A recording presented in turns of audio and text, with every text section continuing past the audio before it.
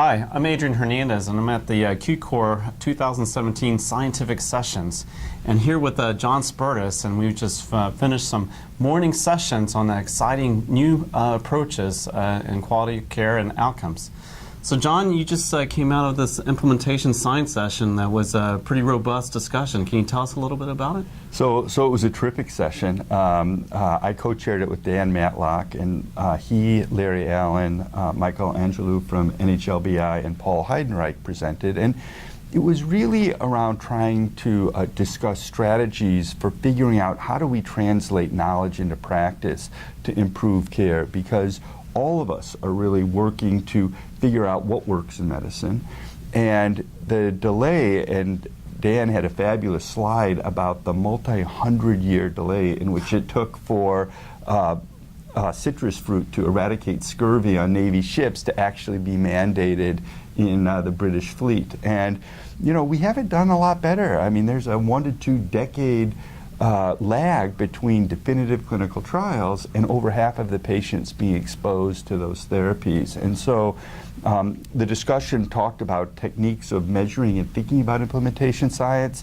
Paul Heidenreich shared some really interesting insights they've had within the VA in how they've tried to translate evidence into practice. And Larry Allen discussed some of the work he's been doing in shared decision-making tools for LVAD therapy. And that's a very extreme decision, and yet, you know, it is one that current recommended informed consent documents are 17 pages at a postgraduate level that are very cumbersome to do, and he was able to replace that with videos and a much simpler PDF that really shared the trade-offs and benefits of such an aggressive therapy, and is now finishing up a 6-center pilot, which I believe you're participating in. So being exposed to a lot of the thinking about the design of this, the funding opportunities from NHLBI, and some real-world examples was a great exposure.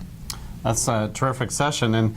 And earlier we had this session on 21st century real-world evidence generation. So how do we actually get answers that really matter and actually implement to practice? And there probably the highlight was having Rob Califf, a former FDA commissioner, paint out a vision of what this world could look like, and then also having an example for device surveillance and improving the life cycle learnings from devices with Bill Murray, who's starting up the NEST program in partnership with FDA.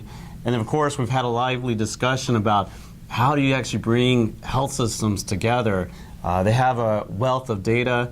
The people are there, the clinicians, the patients, and how do you actually bring them together to actually become a system for evidence generation that meets the regulatory needs from the FDA and had a good perspective on that, address what's been put out there as policy needs for generating evidence that matters, and then actually implementing that into practice. So it was a terrific session, and again, when we heard what needs to happen over the next year, there are huge opportunities, and this community is actually going to have to come together to really deliver on that potential.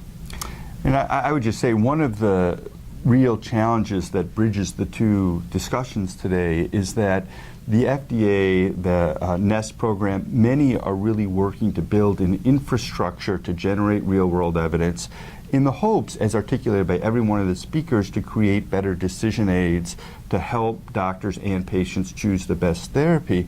And what's most troubling to me is there's not enough work on how we're going to actually get health systems to care, to implement, and to sustain, and to incentivize their clinicians to use the decision aids. And I am very worried that it's as if we're building a beautiful cruise ship in the Sahara Desert, you know, and what we need to be doing is thinking about how do we start to create the demand and create the incentives for systems to really use the infrastructure that is being developed. And it's a beautiful vision, but I don't think we're thinking far enough along the implementation side, which is what the concurrent session talked about today. And then my co-moderator, Harlan Krumwaltz, nicely pointed out we have all these electronic health records, and we're talking about them being used for research.